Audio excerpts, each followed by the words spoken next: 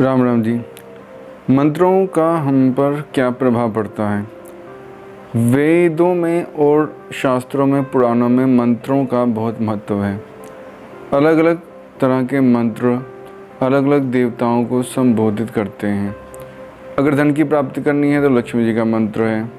अगर मृत्यु पर विजय प्राप्त करनी है, दीर्घायु प्राप्त करनी है तो महामृत्युंजय मंत्र है। सुख शांति प्राप्त करनी है तो पंचाक्षर मंत्र है। अलग अलग आपके उद्देश्यों को पूरा करने के लिए अलग अलग देवता और अलग अलग मंत्र विद्यमान हैं। लेकिन कुछ लोग कहते हैं कि अगर मंत्रों का अर्थ ही आपको नहीं पता तो मंत्रों का उच्चारण करने से, जाप करने से कोई फ़ायदा नहीं है, क्योंकि पूर्ण रूप से मंत्रों का अर्थ करने वाले आजकल मिलने जो हैं वो संभव नहीं है। और जो मंत्र हम उच्चारण करते हैं, कुछ लोग कहते हैं कि मंत्र उच्चारण कीजिए और मन में उसके अर्थ को याद करते रहिए। लेकिन जो वेद कहते हैं, जो शास्त्र मुनिजन संत कहते हैं, वो कहते हैं कि ये ज़रूरी नहीं कि अगर वेदों के जो मंत्र हैं या कोई भी मंत्र आप जाप कर रहे हैं उसका पूर्ण आपको अर्थ पता है तो ही उच्चारण करना चाहिए या जाप करना चाहिए, या जो मंत्र हैं उनका उच्चारण करते वक्त आपको अर्थों को ही याद करना चाहिए। मंत्र एक विशेष ध्वनि के रूप में गाए जाते हैं। वेद भी हैं, जो सारे मंत्र हैं वेदों में वो ध्वनि के रूप में हैं।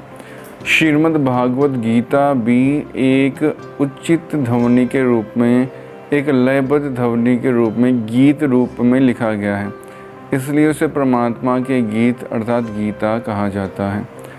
और जो बाइबल है उसमें भी हाइम्स हैं, वो भी एक विशेष धुन के साथ गाए जाते हैं चर्च में।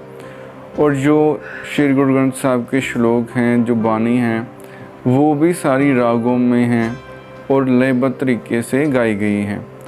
गुरु नानक भी कहते हैं कि मर्दानियाँ बानी आई है रबाब शेर। तो गुरु नानक ने भी बानी गाई है, धुर की बानी गाई है। जो गाना है, जो ध्वनि है, हर धर्म में पाई जाती है और मंत्र भी हर धर्म में पाए जाते हैं, जैसे अल्लाहू, वाहेगुरु, ओम नमः शिवाय, राम। अलग अलग धर्मों के साथ अलग अलग मंत्रों का संबंध है। परमात्मा की प्राप्ति के लिए मंत्र उच्चारण हर धर्म के लोग मानते हैं।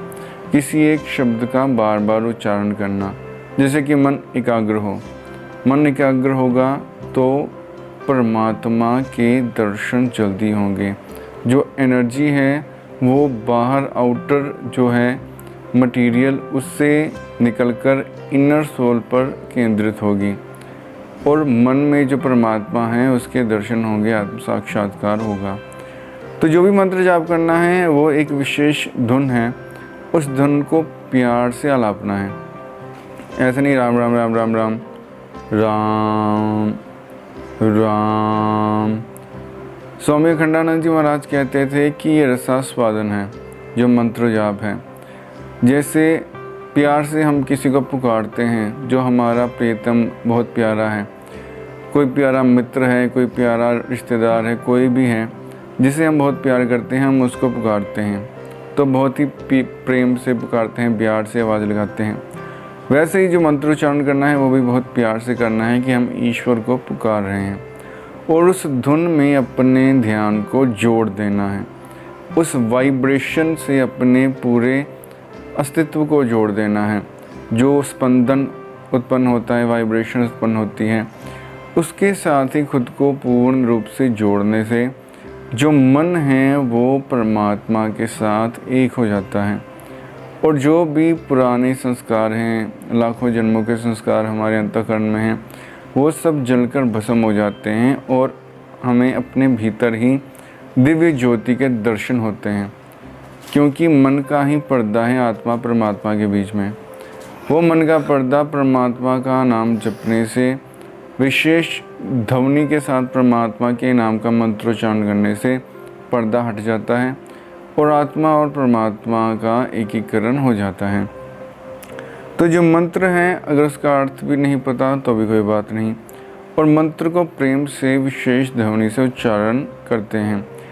और आज तो नासा के वैज्ञानिक भी मानते हैं कि जो लोग मंत्रोच्चारण करते हैं उनके शरीर में रोग प्रतिरोधक क्षमता बाकी लोगों की तुलना में काफ़ी अधिक पाई जाती है। वो लोग कम बीमार पड़ते हैं। उन लोगों में कार्य करने की ऊर्जा भी अधिक रहती है और उनकी जो सोच है वो भी बाकी लोगों की अपेक्षा सकारात्मक होती है। तो ये सब वैज्ञानिक दृष्टिकोण से जो तथ्य हैं वो दिए गए हैं। और जो धार्मिक दृष्टिकोण है वो तो ये कहता है कि मंत्रोच्चारण करने से आत्मा परमात्मा का मिलन होता है, आत्म साक्षात्कार होता है।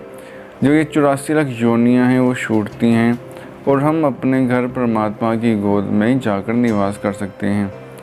तो ये मंत्रोच्चारण के साइंटिफिक और आध्यात्मिक दोनों प्रकार के लाभ बताए गए हैं। धन्यवाद।